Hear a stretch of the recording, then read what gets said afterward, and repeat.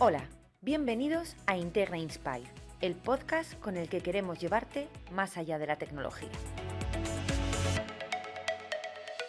Buenos días, bienvenidos a este nuevo capítulo de Integra Inspire. Estamos aquí en The Wave 2025, esta ola tecnológica que nos está arrasando, y queríamos aprovechar este momento para traer al podcast a una persona súper especial que no solamente se incorpora hoy a Integra Inspire, sino que seguramente lo veremos desde aquí, desde el otro lado también, entrevistando a personas súper interesantes.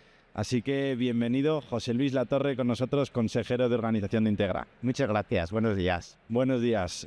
Pues ya sabes, José Luis, la idea de este podcast es inspirar, y para inspirar lo primero que tenemos que hacer es conocerte un poco. Entonces, cuéntanos, ¿quién es José Luis? Mira, pues yo soy un chico revoltoso del barrio de Las Delicias, y eso de ser de barrio, pues la verdad es que marca mucho, ¿no? Y lo primero, pues muy marcado, yo creo, por mis padres. Yo estudié ADE, siendo un chico muy revoltoso, y una de las cosas que más me marcó en mi vida, pues como son mi primer jefe, ¿no?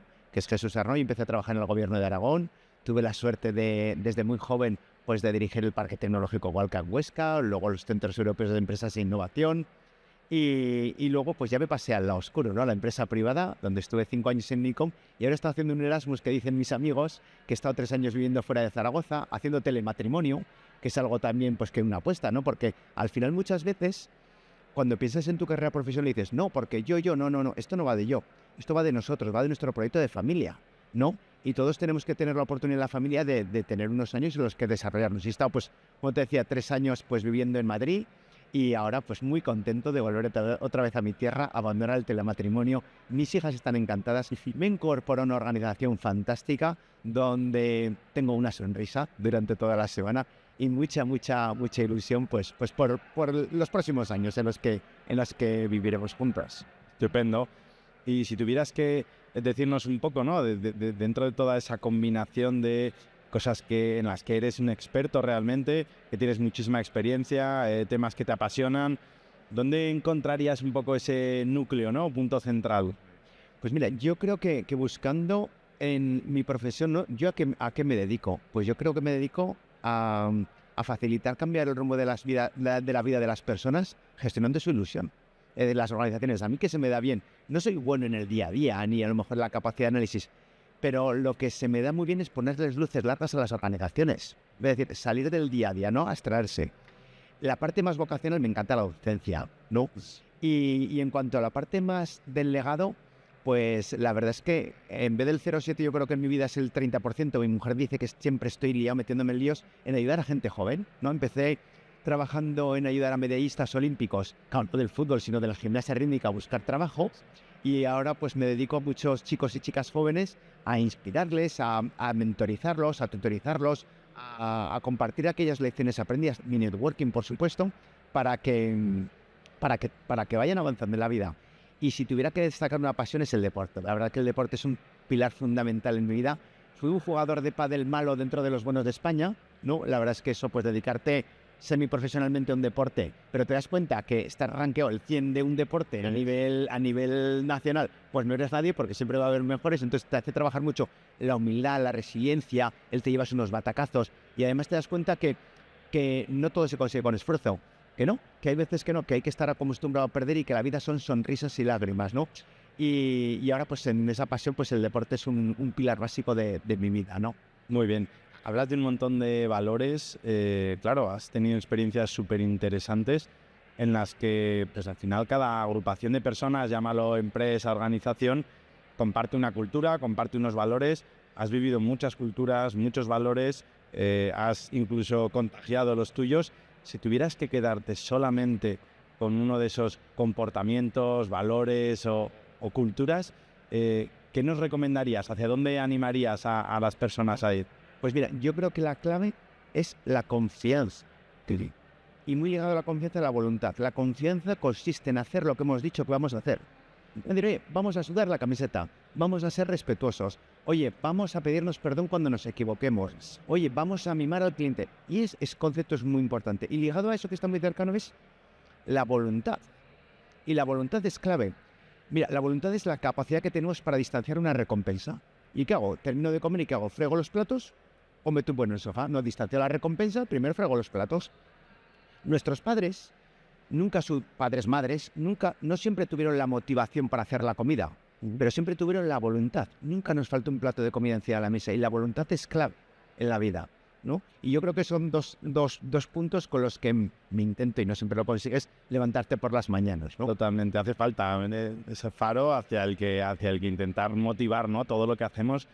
Y por conocerte un poquito más, José Luis, creo que todos en la vida pasamos por ciertos momentos clic, ¿no?, donde vamos obteniendo una serie de aprendizajes que luego marcan, a partir de ese punto, formas en las que nos comportamos, decisiones que tomamos, o incluso pues, maneras en las que interactuamos con otras personas.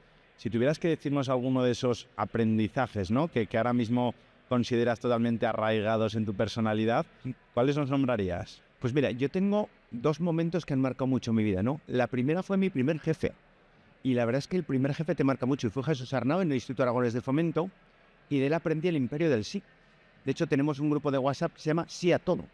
Y cuando estamos en el mundo, trabajando en el día a día, hay que hacer algo, sí a todo. Para eso es muy importante tener un Buzz Lightyear dentro. Oye, hay que hacer algo hasta el infinito y más allá. Y no empezamos, no, es que. Y eso marca mucho porque en la vida todos necesitamos un sponsor. Y las personas más mayores tenemos que sponsorizar también a las personas jóvenes.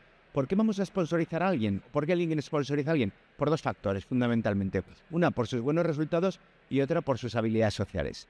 Pero si tuviéramos que proporcionar a alguien a un rol de gestor de personas, ¿no?, cuando soy un jefe de proyecto y un jefe de equipo, pues si tuviéramos una persona con un 9 en los resultados y un 7 en sus habilidades sociales o viceversa, yo cogería el segundo. Y ese fue un momento que me marcó mucho en mi vida. Y otro momento que me marcó mucho en mi vida es un concepto que se llama el trabocio. Yo tengo un grupo de amigos que hacemos trabocio, y el primer viaje de trabocio, que es una vez al año, bueno, no todos los años lo hacemos, nos vamos de viaje a sitios del mundo. Y el primer viaje de trabocio que hicimos fue al Silicon Valley a ver a María Fernández, que estaba en The Wave, y me marcó mucho visitar el Silicon Valley, la apertura de mente. Y si me tuviera que destacar algo, una anécdota que vi ahí, fue la flexibilidad y la libertad basada en la autorresponsabilidad. Hicimos el proceso de admisión a la Universidad de Stanford y vimos que un chico preguntaba, ¿qué pasa si hago primero y segundo de medicina y en tercero me cambio a una carrera que no entendí, una palabra muy rara? Dice, no, vas y lo comunicas y ya está. Dice, no, pero que ¿cómo voy a convalidar los créditos que voy a hacer? Dice, no, que lo dices y ya está. Y dices, muy importante la flexibilidad. Por cada norma que pongamos en las organizaciones hay que quitar 2.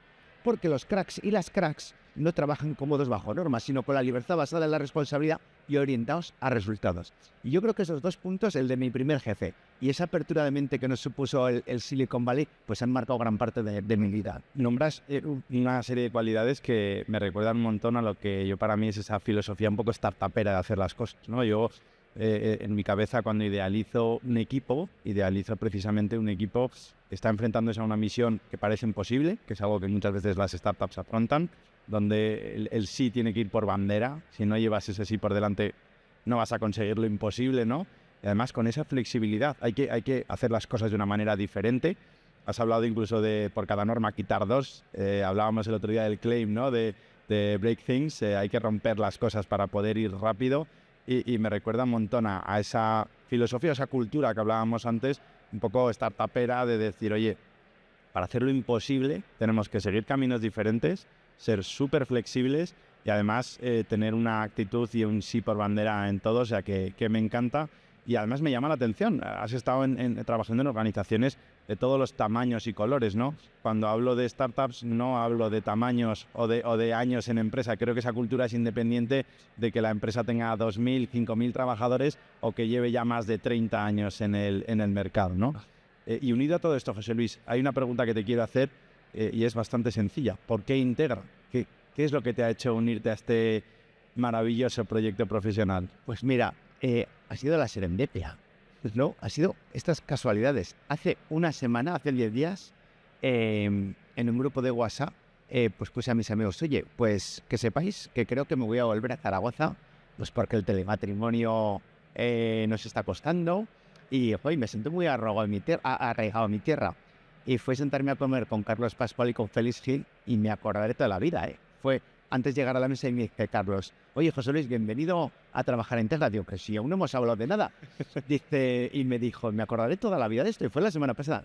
Y me dice, todavía no sabemos lo que vas a hacer, pero queremos que estés en nuestro equipo. Entonces, ya alguien que te recibe, Félix y Carlos, con esos brazos abiertos, luego pues ya conoces mucha gente desde hace muchos años. Y a mí enseguida, pues, el corazoncito y se me pone la sonrisa en la boca y dices, ostras, pues adelante, y me encuentro súper ilusionado. Qué guay, me encanta escucharlo y yo creo que cuando las cosas ocurren así, ¿no? Parecen casi magia y hay que dejarse llevar. Hay veces que también hay que confiar, que hablabas antes, y dejarse llevar. Oye, hay una última pregunta que te quiero hacer. En el podcast preguntamos muchas veces, al final esto va de inspiración, ¿no? Igual que tú hoy inspiras a un montón de personas, estamos seguros de que hay otras personas que te han inspirado a ti en el pasado. Has hablado ya de tu primer jefe. Vamos a imaginar que te damos un superpoder. Te permitimos que puedas automáticamente, a golpe de chasquido de dedos, invitar a una persona a tomar un café. Puede ser una persona que esté hoy viva, pero sea inaccesible o que ya haya fallecido, incluso una persona de ficción. ¿A quién invitarías y sobre qué iría esa conversación de café? Pues mira, a mí me encantaría haber conocido a Juan XXIII, al Papa. No de lo que he leído, ¿no? De él. Porque era una persona con muchísimo humor. El humor es el idioma de las personas inteligentes. Y voy a contar una anécdota que le escuché a Pizarro cuando era presidente de Endesa, que cuando el Papa llegó al Vaticano hizo un diagnóstico de situación. Y después de hacer el diagnóstico de situación, un cardenal le preguntó, oiga, padre, ¿me puede decir cuánta gente trabaja en el Vaticano? Dice, pues yo creo que más o menos la mitad. Y es verdad, las organizaciones están polarizadas. Y hay una lección aprendida muy importante en todo este proceso. A la gente buena le das trabajo. Y como es buena y saca el trabajo, le das más trabajo. Y más trabajo y más trabajo. Y no va con el agua hasta aquí. Va con el agua por 1 metro encima de su cabeza.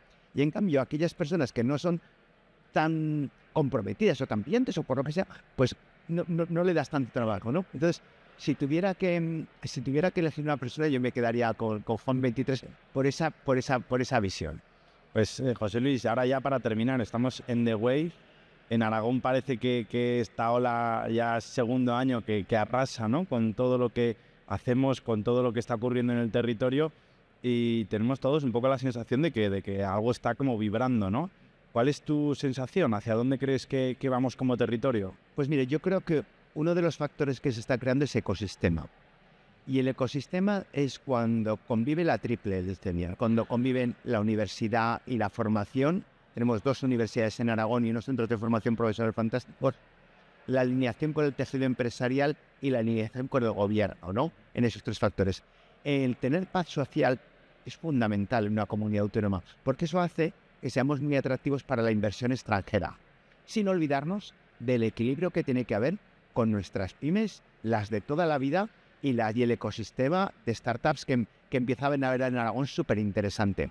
Y luego además esto le unes, yo tengo 51 años, que ya me considero mayor, y veo que ayer en The Wave, en las ponencias por la tarde, había gente pues de la generación de mis padres, gente de mi quinta, gente de los millennials, de la generación X, de la Y, de la Z, porque cuando generas y rompes fronteras, se genera riqueza. Voy a ponerte un último ejemplo, ¿no? Con romper fronteras entre las personas. El contrabando es una forma de romper fronteras y se genera riqueza. Un puerto es romper una frontera con el mar. Tú cuando en ciencia rompes fronteras, cuando a la medicina le unes las tecnologías de la información, se genera riqueza. Tú cuando en una compañía rompes los organigramas, se genera riqueza. Y cuando en la sociedad rompes esos estratos sociales de gente joven que se junta con gente más experta, etcétera, se genera riqueza. Y ese es un valor fantástico. Y todo empieza por la generosidad. Y la frase que más tenemos que decirnos en la sociedad es ¿en qué te puedo ayudar? Totalmente. José Luis, muchísimas gracias. Ha sido un placer compartir este ratito contigo y esperamos poder seguir disfrutando de un exitoso evento. Muchas gracias a ti.